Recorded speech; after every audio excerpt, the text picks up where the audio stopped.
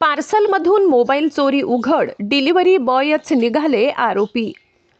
नाशिकमधील अंबड पोलीस ठाणे हद्दीत मोबाईल चोरीचा धक्कादायक प्रकार उघडकीस आला आहे।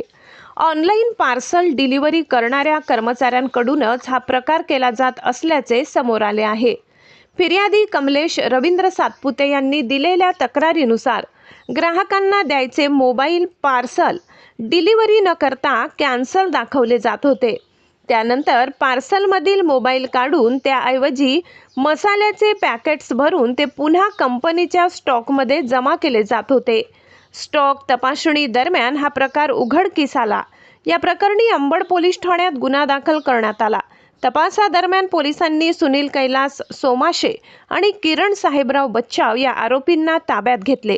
चौकशीत आरोपींनी चोरी केलेले मोबाईल धुळे जिल्ह्यातील त्यांच्या गावाकडे कमी किमतीत विकल्याची कबुली दिली।